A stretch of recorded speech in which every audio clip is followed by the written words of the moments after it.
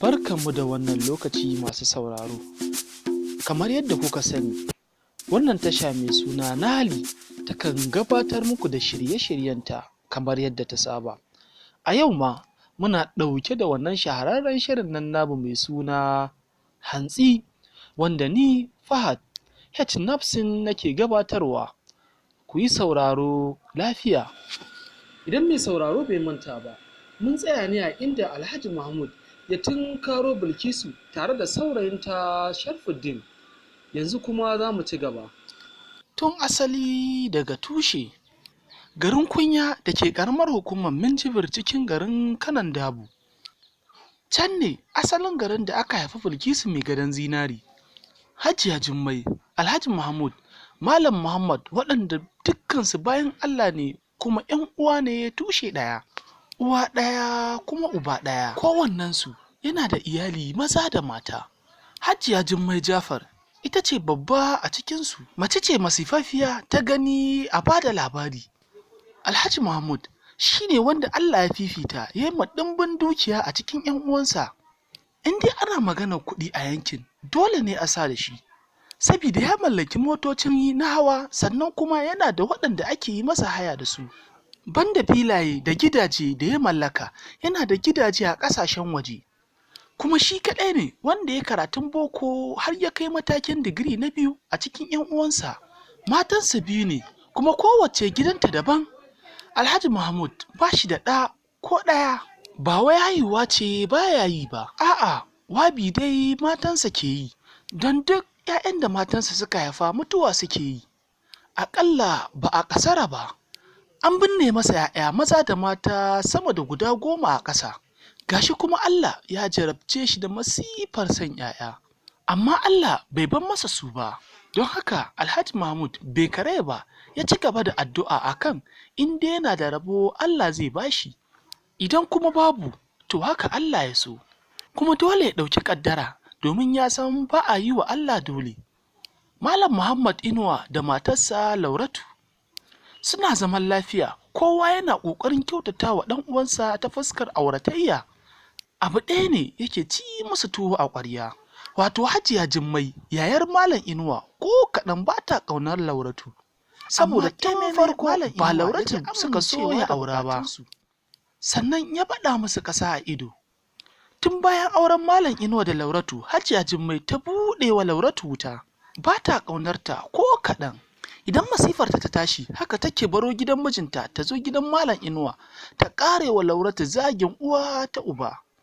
Sai da Lauratu ta shafa shekaru 3 a gidan Malam Inuwa bata taɓa haihuwa ba.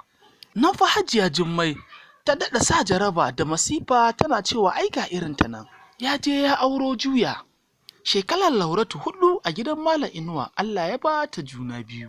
To fa, nan Malam Inuwa ya fara ririta Lauratu.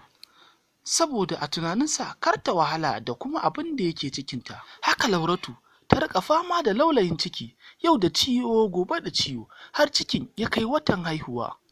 Ranar wata talata da safe, naƙuda ta kama Lauratu. Kuka take tana sambatu, gani take kamar za ta mutu. Hankalin Malam Inuwa a tashe ya je ya faɗa wa yayansa Alhaji Mahmud.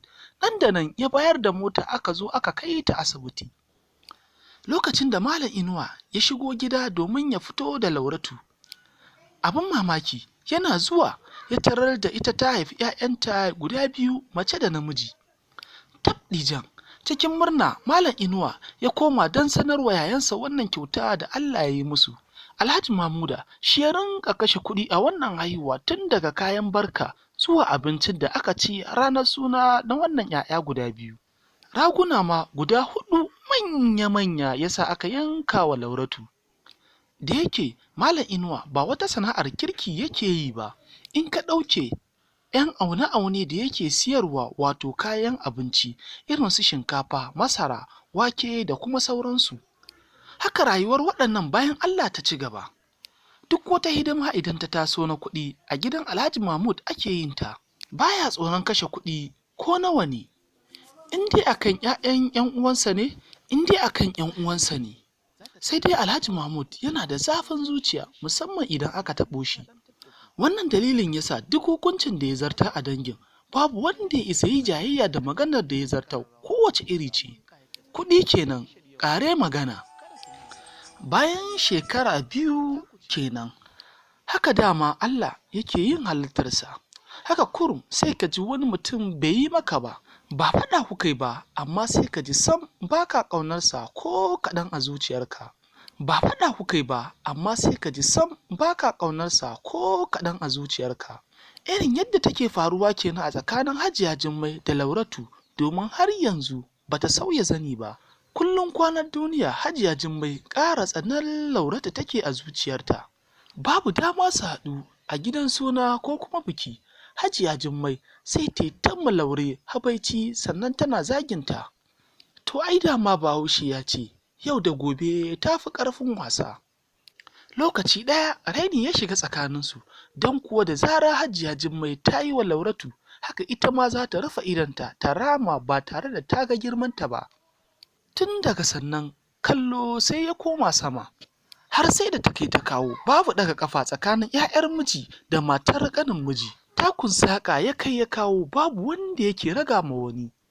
Ko ba komai dai, Lauratu ta nuna sam bata san wani irin laifi ta yi ma Hajiya Jummai da ta yi mata wannan tsana ba. Kwanan Lauratu 7 a asibiti, ta haifo sankaceciyar 'yarta son kowa ƙin wanda ya rasa.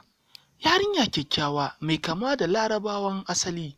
Washe gari kuwa aka sallamo su Lauratu da 'yarta lafiyayya da take wutsul-wutsul da hannunta irin na jarirai.